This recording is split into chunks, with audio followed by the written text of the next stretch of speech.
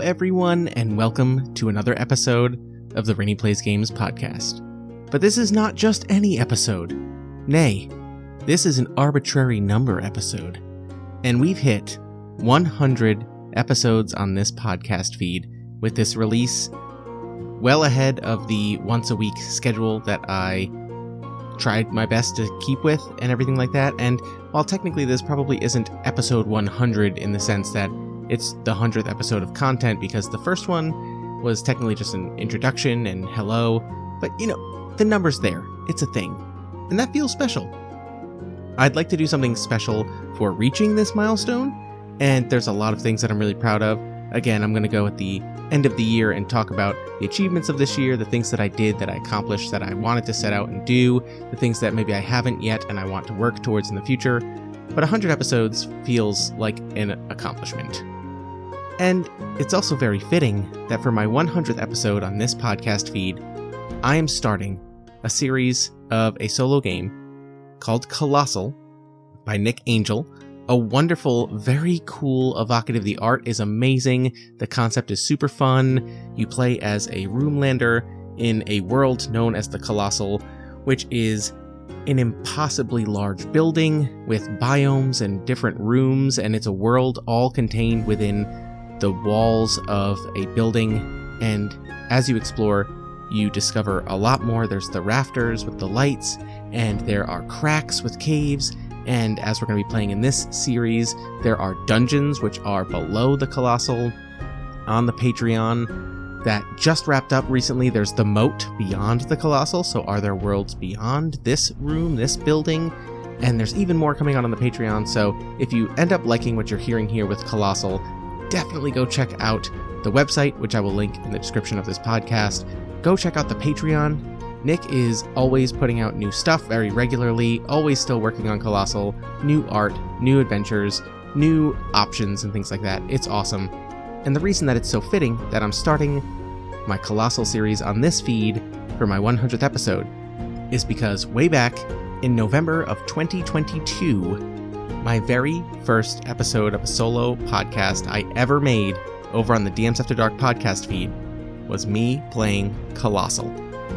I'd like to think I've come a long way since then in my solo RPG journeys and my experience and comfort with playing games solo, especially in front of a microphone, to go out there to the dozens of you listening.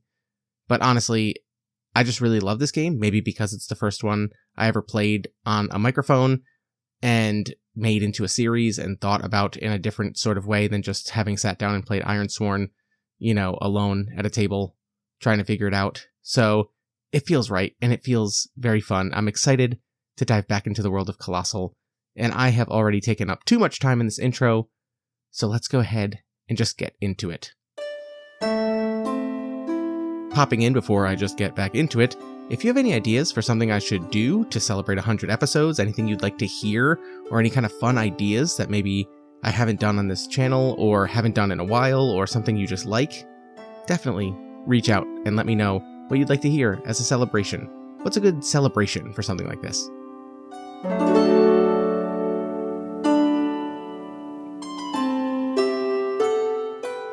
All right, it has been a little while since I've played in the Roomlands of Colossal, so I am going to approach this series, this episode, and everything like that as if I'd never played it before, because this is the first time it's here on this feed. And for those of you who've never heard of this game or heard this game, one, I would say probably go check out my series on the DMs After Dark podcast feed with Marco and Berger, his Rookling follower. I'm going to try and pick different things to make this one interesting, but I will give everyone the full-on rundown. Again, fair warning, this series is going to be using some of the more recent and advanced rules of the Colossal game. It may not be the best example gameplay-wise of base Colossal, just learning to play it, but I will do my best to make it interesting and fun and explain the rules and mechanics as I go. One thing you need to know about Colossal is it does not use dice. It uses a deck of cards. We're going to be flipping cards and comparing them against one another between my character, my Roomlander, and whatever obstacles I run into. There are 2 phases in Colossal, and there is exploration phases where I flip cards and that represents what my character encounters, the obstacles that are faced over the course of an exploration phase, usually a day, or sometimes you could fit more of them in a day kind of thing, depending on how much goes wrong. And there are combat phases, where I face off against threats, such as other humans, other Roomlanders, or against rooks. Now, rooks are a really, really cool thing in the Colossal. They are massive, moving, basically like pieces. They look like castles. Some of them look like they have human-like features with legs and arms and everything like that. Some of them do not at all, might look more like animals, or might look like these strange just stonework towers and things like that. They have different kinds of magic and all of that stuff. We'll get into that in a minute. First, let's make our character and figure out who we're going to be exploring the Roomlands with for this series.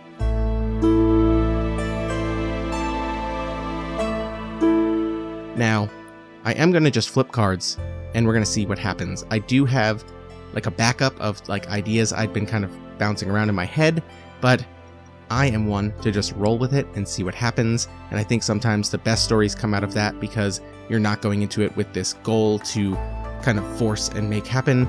You just have to live and die by the whim of, in this case, the cards. So in Colossal, your character is made up of 4 things. You're going to have a calling, which is basically like an immediate plot hook, character history that ties you into the Roomlands, something that interests you or may drive your character, your calling. You will have a nature, which is kind of like your personality or what your character is like. You will have a class, and there are a good amount of them in Colossal, especially since the core book has come out. I'm just going to be using the 4 from the core book, but to give everybody an idea, the 4 base classes in Colossal are the Armed, which is a person who has a rook arm grafted onto their body, and it normally takes the form of some kind of useful, either it looks like a third arm that can hold weapons, or it is a weapon itself, or something like that, but it basically gives you an extra appendage that you can attach things to and use as you need to.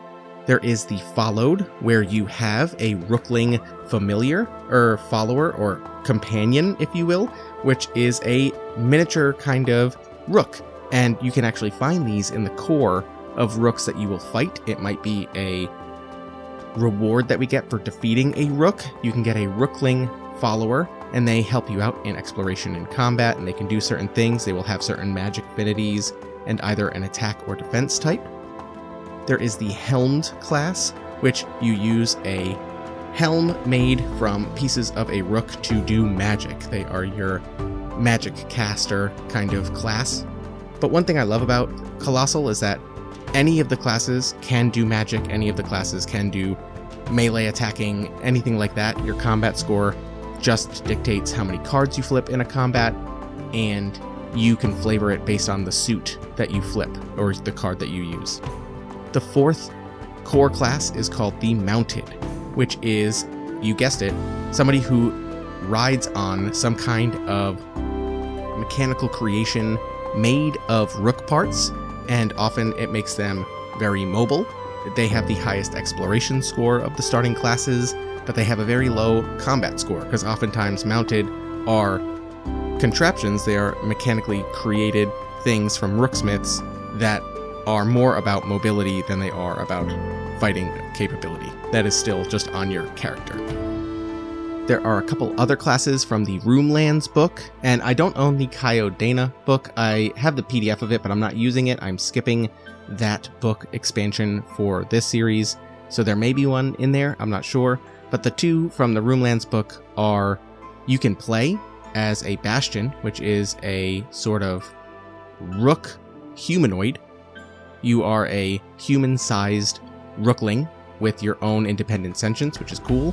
Or you can play the Allied, which is sort of a co-op class. I probably should have used it in my first series with Marco when he makes friends with Alice, but I did not do that or know that, so we didn't. But it is a class where you play 2 different players or characters. And the last thing that your character will start with is a weapon. So I'm just going to flip. The first couple, like a calling and a nature, can be flipped on tables in the book, so I'm going to do that. And then I think I know what class I'm going to pick, but maybe I'll leave that up to a card flip as well. first card flip of the series. You know what? I'm going to shuffle one more time, even though I've been shuffling in the background. Get used to this noise. I kind of love using it as a segue as well in the middle of episodes. So here goes. All right, let's flip to see what our calling is. A queen. That's funny. So this is the same one that Marco had, so I'm not going to use this.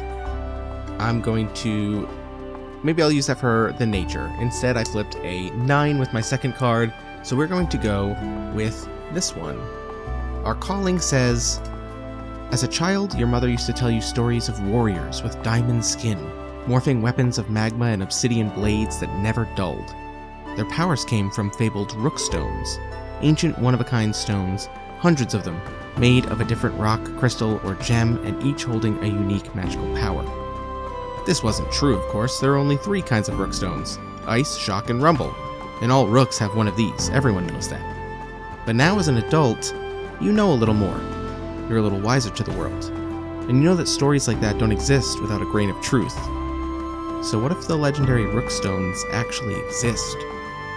That actually fits very well with the initial idea I had for a character. And if I use the queen that we drew for the character's nature, it says sly, strategic, and always planning. So I like these two. I'm going to go with this. My character is a little wiser to the world and thinks maybe there are rookstones out there. And they're sly, strategic, always planning. Maybe it's always been in the back of their mind what they could do if they found out anything about them. Alright, so as I said, I have an idea for a character class, but I'm going to leave it up to a card flip. We're going to make it 50-50. I am leaning between, since I already played the Followed on my first series, I'm leaving this between the Armed and the Mounted. So if this next card is red, I will play the Armed. If it is black, I will play the Mounted. The 4 of Diamonds is red. We will be playing the Armed. Reading up a little on the Armed, the process of having an arm attached to you is known as the grafting. I imagine in this version of the Roomlands, I think that it is a coming of age. Basically, you are chosen to do whatever you're going to do, and when you are chosen to wield an arm, it is put on you, and it is usually a pretty straightforward procedure. You've been trained and taught and educated on the various things you can do for the city you're from or the world that you live in, and I think our character is going to have had theirs for a bit. It says here it can take a lot of toll on you because it can hurt because of its weight, if it's lifting something heavy, if it's tugging against your body. There's a mental weight, trying to always make sure it's doing what it's supposed to be doing. They come in all shapes and sizes, and you can have any number of them attached to you as you can handle. Our character's going to have 1, I think, just to be safe. And yeah, it has some questions for creating the Armed. Things like, are you a hunter who felled their first rook and wished to wear the arm? I don't think that's how my character got theirs. I think that it was part of... Basically, there was a choice in the matter, but I think that maybe it's an apprenticeship kind of thing. Does your village or clan fit rook arms to their children to equip them? No, like I said, coming of arms. Did you lose a limb of your own and have it replaced? No, I think this is a third arm, if you will. Is it a family heirloom passed down? Ooh, that's interesting. Maybe there was a sorting of sorts, like depending on what you want to do, who you want to apprentice for. Let's keep going with the apprentice route, that you get certain choices, and then maybe you test to see who gets first choice. And I'd imagine our character probably did pretty well in this test of sorts. Is your arm a question of status? Do others have larger, more ornate arms? And is it important for your character to compete? I think there is competition, but I don't think it has to do with the arm that's being wielded. I think it's how you use it. And then, are you the first in your family, clan, village to wield an arm? Absolutely not. I don't think so. And in our calling, it says we are a little older, a little wiser to the world now. I actually think I'm going to make my character quite a bit older. I think my character is going to be in their 50s or early 60s even, and they're going to have been around. They're going to have been a rooksmith for the better part of their life at this point. They're very familiar with rook parts and making things for mounted. They're going to be very familiar with, not maybe the rookling maintenance and things like that of others who are specialists, but I think that my character is going to have been a rooksmith of some sort. In the base game, rooksmiths are usually people who create and maintain and fix mounted vehicles and things like that, but they could obviously also be weaponsmiths or armor creators or something like that. They are a craftsman, my character. Let's flip a card. I'm going to say even is male, odd is female. We have a 7, so we're going to play let's make her late 50s, in great shape. She has always kept up with her craft. She is one of the better known rooksmiths in her area of the Roomlands, and she has an armed, which I think is going to be basically like a multi-tool. She can refit different bits and whatever she needs into her arm, and that way she can use it for different tools and different uses as she is working on whatever it is she's working on.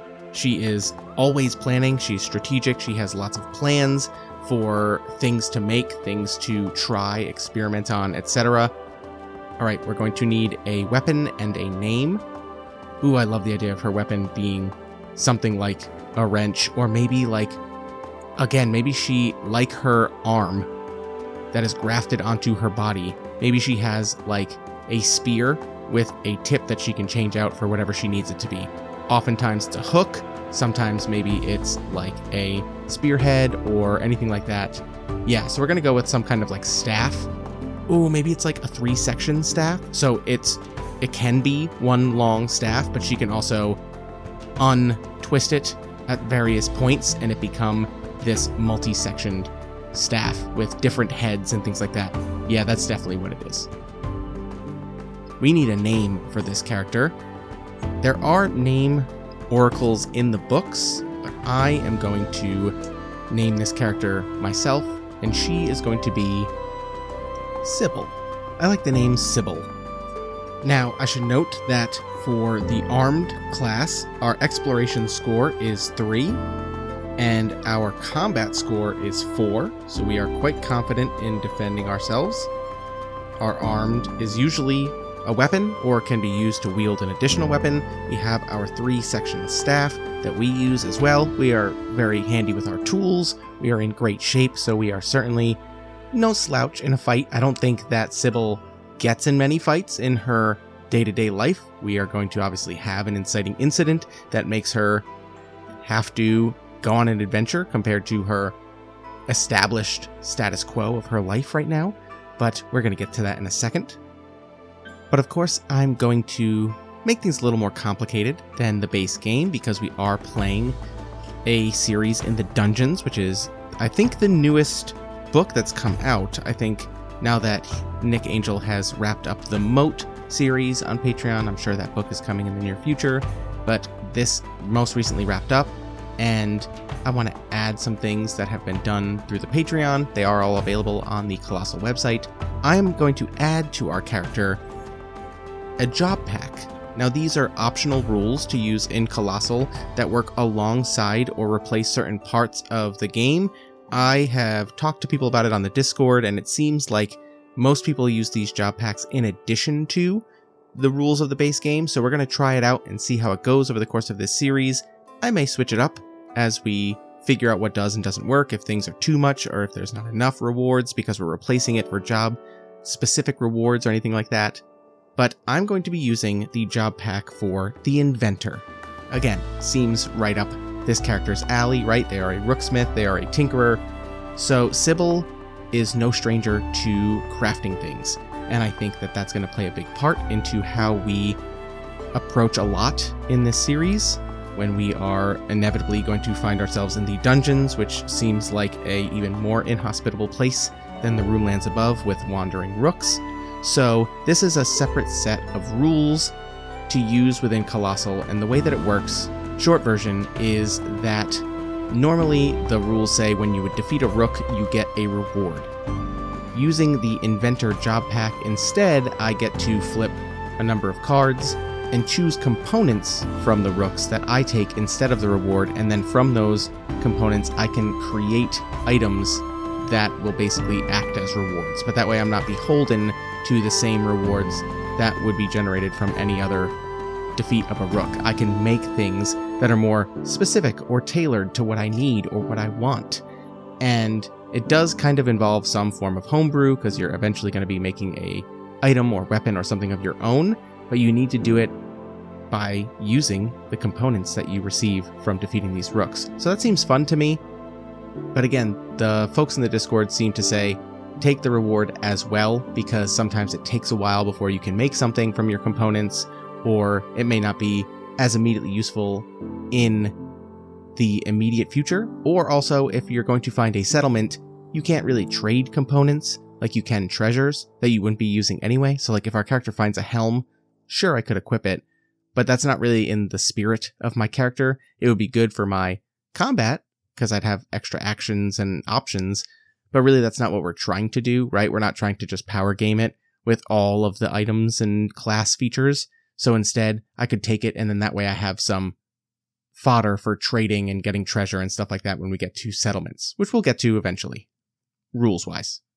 And the last thing I want to do before we start is, I'm usually pretty bad at this, so I want to do it up front, and I want to talk about what Sybil looks like. Let's flesh out this character a little bit so people can really start to imagine her come to life in their minds as you listen to this, and it'll help me try and do better about describing looks and actions and body language and things like that. I think Sybil is, as we said, she's in her mid to late 50s, fit. She has dark tan skin. Her hair's gone white, and she's not the type to care about dyeing it. It is fine hair that she keeps back, and I think she wears like a head wrap or a headscarf, like a bandana, to keep it out of her face when she's working, and it gets a little frayed, after a long day of hard work. Mostly, a tank top and overalls with some nice good shoes for her work day, but I think that in her free time, I imagine she dances. She likes to go out and dance. She's always carrying her bag full of components and toolkit, and I think that she ends most of her days living above her shop in the city of Parapet, and she's single.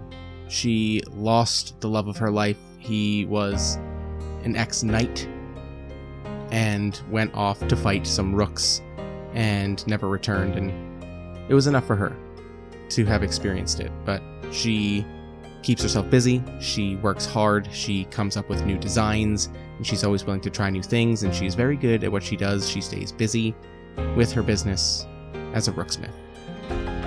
So how is Sybil gonna have to get dragged down to an adventure? Well, let's start playing the game a little.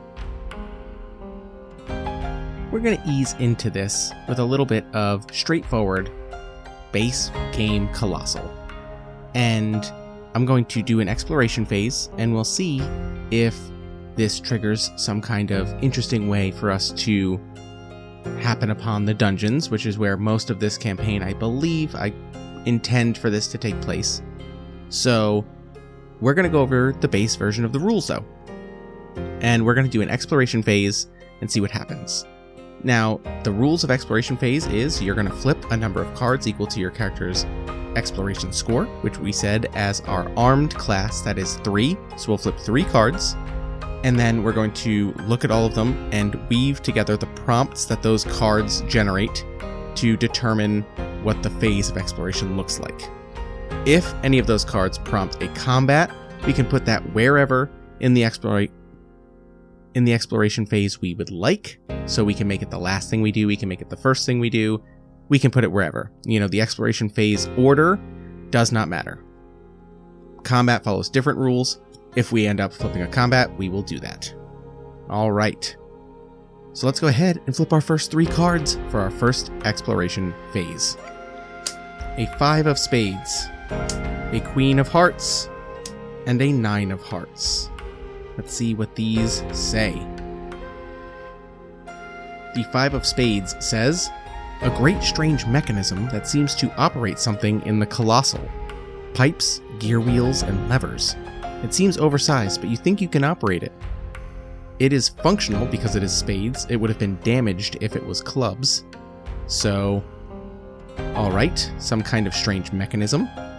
The Queen of Hearts is going to be a combat. Anytime you draw a Jack, Queen, or King, that is going to be something interesting. Jacks are items, and Queens and Kings are rooks. So that will be a fight.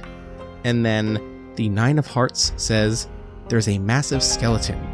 It looks humanoid, but it couldn't be, can it? I think this makes plenty of sense, and lucky us, plays right into how I was hoping to be able to get us into the dungeons. So let's envision this.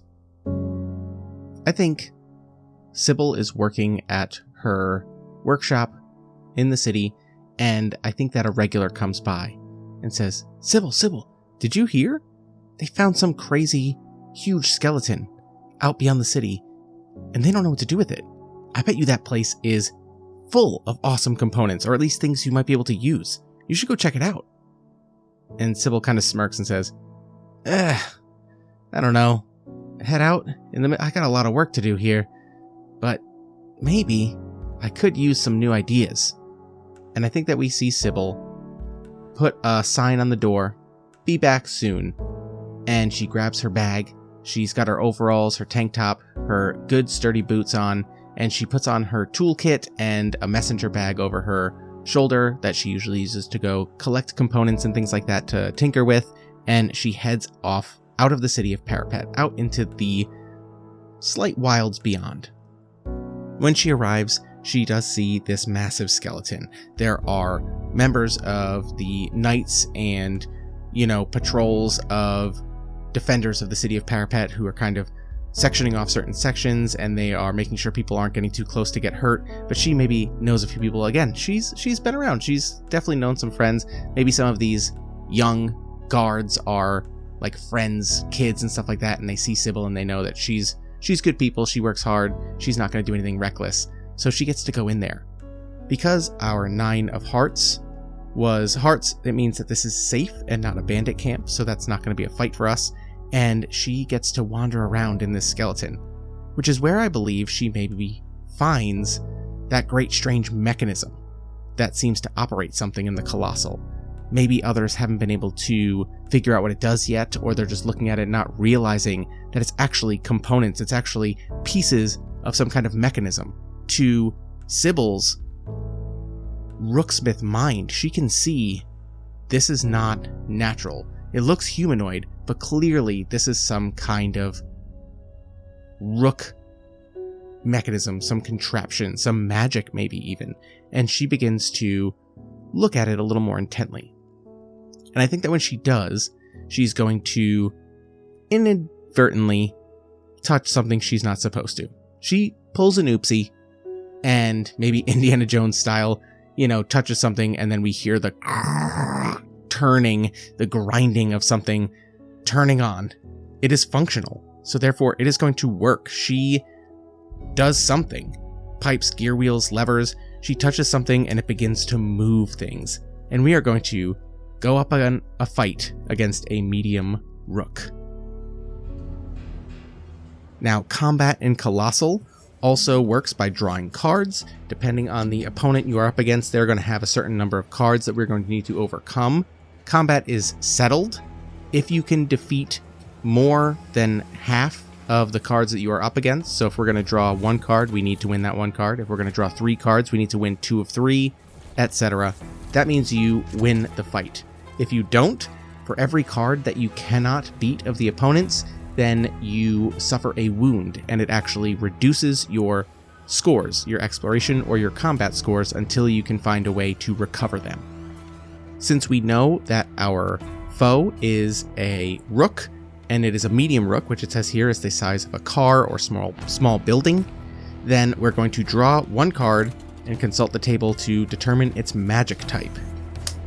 Ooh, we are lucky that we burned this one early. That is the King of Diamonds. That is the highest card. Aces count for low in this game. Diamonds is ice type. Then we're going to draw a card to determine its body type, either attack or defense. That is a 3, so it is an attack ice type medium rook. They are offensive. They come in close and fast with melee attacks, or they might have long range weapon attacks. We'll see. I believe that's also something we're going to flip. Yeah, we're going to flip to see if it is preferred ranged or melee. A 10 of clubs means that it is a melee-based ice offense medium rook. Oh boy, what have we unleashed here in this large skeleton? And the last card we draw is the reward we would get if we were to defeat it. Now again, we're using the Inventor Job Pack, so technically we're not supposed to get this reward. Instead, we would choose a number of components. I believe we get 2 for a medium rook, so that way we would have options for creating something afterwards that we grabbed from this defeated rook. But we are going to flip it anyway. We'll see what happens with the Discord folks. We'll play it both ways. We flipped a 3 of hearts, which means that hearts says that we would get a rookling out of this. Oh, I do love rooklings. Who doesn't want a cute little castle companion? Am I right? And now it is time to begin the combat. First, we draw a number of cards equal to our combat score and place them face up in front of us. So we have a combat score of 4. We are going to flip a 4 of spades, a 9 of spades, a jack of clubs, and a 7 of hearts. Not the best cards, really, but the jack is good, the 9 is good, we'll see, and I will explain what the different suits mean. They actually do matter as far as how you have to frame the fiction of your attack. They determine your attack types. And then we are going to flip cards one at a time for our opponent. Since this is a medium rook, they have a combat score of 3. So we will flip 3 cards one at a time, and we are going to have to choose one of our cards to go up against it, hopefully playing the higher card and coming out the victor in that bout. Before I flip that first card, just to give everybody a heads up, if I flip a spade or use a spade, that is an unarmed attack. If I use a club, that is a weapon attack.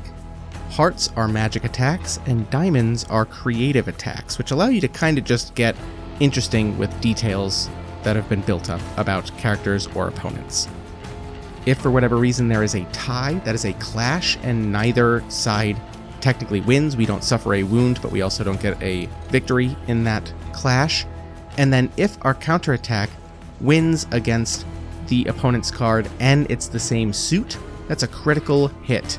It actually decreases our opponent's remaining attacks by 1, meaning if we were to flip a third card but we critical on the second, they don't even get a third card. Alright, so here goes. Our first combat is against a medium-sized ice rook with an offensive attack type. I think that as Sybil is looking around and poking around, she accidentally turns something on inside of this skeleton, and I think that the walls begin to spin, like that carnival ride where that centrifugal force kind of forces people to just stick up against the wall, and then they, the force holds them against it even though they're up above the floor. And I think that this is happening, but because the skeleton is horizontal, it's laying down, it's just really disorienting for people. They're kind of flying all over the place, things are getting crazy, and as all of this happens, it like breaks off another piece, and it reveals maybe the core of whatever this enormous skeletal husk is, and the core is where you usually find rooklings for these rooks, and I think that from there drops a medium rook, and Sybil is going to have to fight it. I think that this grinds a few times and comes to a just halt and is sitting here like trying to continue spinning, but it's going to break and everyone is evacuating this place, and Sybil is up against it. We are going to flip their first card. It is a Jack of Hearts, so we cannot win on this one. The best we can do is play our Jack to clash. Their Jack of Hearts is of course a magic type attack. I think it drops down superhero lands, and I think that just a concentric circle wave of ice begins to just emanate from where it landed, which is further gunking up the mechanism from trying to spin, and it's getting in the way and it's breaking things even more. And this skeletal husk, half buried in the ground outside of the city of Parapet, everyone is freaking out, and Sybil is now stuck in here as the ice goes up behind them. And she uses her Jack of Clubs, which is an unarmed, it's a weapon attack. So I think that she uses her 3-section staff, and she has maybe the hook attachment, or has like let's see what bit she has on the end of it. Maybe because she expected this to be more of a component delve than anything, I think maybe she has like what would be like the Phillips screwdriver head of bits on the end of hers, so that way she can use it to interact with any kind of like rook machinery that she's familiar with. And I think that she manages to get it into one of the sections of wall before, as it's like stuck and trying to continue spinning before the ice gets to it, and she turns it to maybe turn off this from getting even worse, but she doesn't make any progress against the rook itself. So that's 0 out of 1 for the first card. Their second card is the 6 of Hearts, and we have a 7 of Hearts, which means we can critically hit on this one in order to reduce their remaining cards by 1. And if we win 1 out of 2, that means we win. This is the tutorial level. This is getting us into the story. I think that from here, now they're going to use another magical attack. I think that they maybe slam their enormous fists. I'm channeling Burger hard here, because I believe Burger in my first series was an ice-type rookling that did this very, very often. And I think that this thing slams its fists, this medium rook, down, and this whole skeleton just shudders, and all of the ice that it just shot out in all directions begins to shatter and break, like it's going to attack Sybil, and it's going to just kind of like shoot shards everywhere and hurt whatever it hits. Except Sybil is going to use her magic as well. We never determined if Sybil has a magic type with her arm. I don't think that's typically a question that comes up. It says here, magic attacks can use any of the 3 types of magic. If your character or opponent does not possess magic, this card is treated like an unarmed attack. Okay, so I don't think our arm has magic at the moment. So instead, this is an unarmed attack. How does she make this work? I think maybe she ducks behind some piece of just debris, maybe some like calcified stone or rock or something like that it was in this skeletal husk that turned out to be a rook. And I think that what she does is she sees that the ice has actually dislodged it, and she's going to get down behind it, use it as cover from this rook's ice attack. And as it's dislodged, she gets down and uses leverage, because she is strategic, she is sly, she is a thinker, and she gets down, puts her back on the ground, gets her feet up on the top of the thing, and then just pushes with all of her might with her lower body, and this thing cracks and then tumbles. And because this skeletal chamber, this section had been spinning, it just kind of tumbles down and gets a little bit of momentum. It comes down and just smashes into the top of this rook, and it breaks a big chunk of it. And not only that, the momentum of this chunk of stone that she has broken off from inside of this rook that hits the medium rook, the weight of it crashes down, and all of that ice has weakened the inside of this rook that is half buried in the grounds. They just uncovered it. They were trying to figure out what this thing could possibly be. And unfortunately, Sybil came in, activated a mechanism, releasing a medium rook, and got lucky with a hit from a stone. But here's where she gets unlucky. As it breaks, and as this ice has gotten into the grooves of the stone and then shattered, it has weakened the structural integrity of this skeletal rook. And as it breaks, the ground gives way, or it would have been maybe the back of this thing or whatever is facing down into the ground, breaks, and the weight of that rook falls. And there's not just ground underneath this thing. It turns out that this skeletal rook was actually maybe a statue or a pillar or an ornate column or something like that was holding up a section of the ceiling to the dungeons below. And Sybil is going to fall with gravity down into the dungeons, where she is going to be stuck for some time. And because I wanted to get to the dungeons, and this is the part of Colostle that I want to explore this time with this series, I am not only going to just fall into the dungeons, out of the frying pan, into the fire, just go right into one of the major labyrinths from the Dungeons book. There are 5 major labyrinths. I'm going to attempt to do quite a few of them if I can. But not only that, they have requirements for discovering them.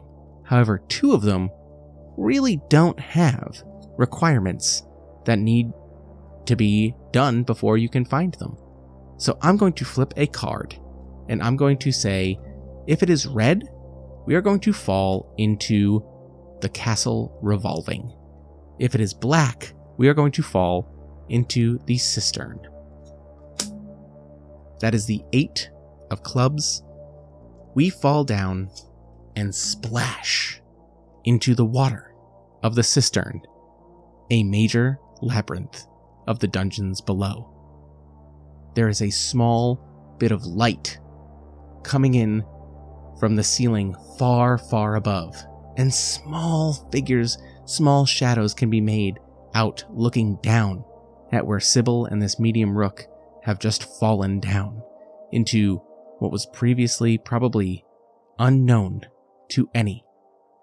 And I think that as Sybil hits the water in a splash, she sees not just that little bit of light and the water all around her and whatever she may be finding here. I think that in her disoriented state, she looks around and the broken bits of the medium rook that she has just hit with that rock and dropped down here, maybe pieces of it have fallen off, maybe part of the core of that medium rook is also exposed, maybe whatever it is she is seeing, the glints of the light in the water, whatever it is hitting off of, reminds her of a story that her mother used to tell her growing up about rookstones. More than just ice, rumble, and fire, that there were rookstones of many, many kinds of magic. And with them, imagine the possibilities of what you could do. And as her body reacts and she swims to the surface and gasps for air, she finds that every surface is wet and the floor is reflective with water. It is strangely beautiful down here. Blue stone bricks shaped into arches and columns create an echoing cloister. All she can hear is the sound of water drops falling. She looks around and becomes aware that this structure was designed around the concept of some kind of underground water storage. There are levers and grates that would allow water to drain or dam it back. She looks up again and sees the hole in the ceiling where she fell from. Luckily, she landed in a giant pool of water. From it, not only dirt and grime and everything like that happen to be falling and catching the light, but also water begins to seep through. And there is a constant dripping and like rain falling from the ceiling. She looks down and sees a staircase that leads further down into more levels below. It must be flooded, unless these valves. She climbs to her feet and looks around, surprised she is unwounded from the fall. And this is where Sybil is going to get to work, because otherwise there is no way out of the dungeon. And that is where we're going to end our first episode of Colossal Dungeons here on the Rene Plays Games podcast feed. Oh, it feels so good to be back in the Colossal.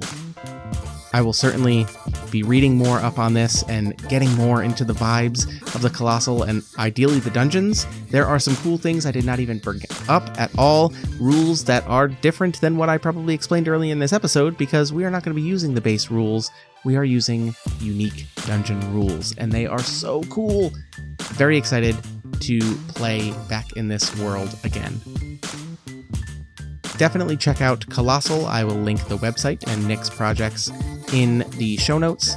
And yeah, you know the drill. If you like what I'm doing here, find me on the social medias where I'm not super active, but you can always reach out. I lurk, but my posting is not great. No one needs to see me or hear about the stuff I'm doing. I'm mostly busy just being a dad and working full-time, but I do nerd out. So if you want to talk more one-on-one, you can always email me at reneplaysgamespod@gmail.com or join the DMs After Dark Discord, where we're always chatting about games and talking about stuff. I don't know if you caught my most recent Mining Media, but pat on my back, I called it. The Greenbone Saga by Fonda Lee is getting a TTRPG, and I just recently got access to the playtest materials, which I'm going to try and set up a playtest group in the DMs After Dark Discord. So if you're interested in that, join, say hi, come hang, play games, all that fun stuff. And yeah, I think that's going to do it. If you haven't already, leave a rating and review on your podcatcher of choice so more nerds find us. And if you feel silly generous, I do have a coffee that you can throw a few bucks at me one time or recurring, up to you. If there's anything that you want or to hear or anything like that, I will try my best. Until next time, don't touch levers you don't know what they do. That's just good life advice.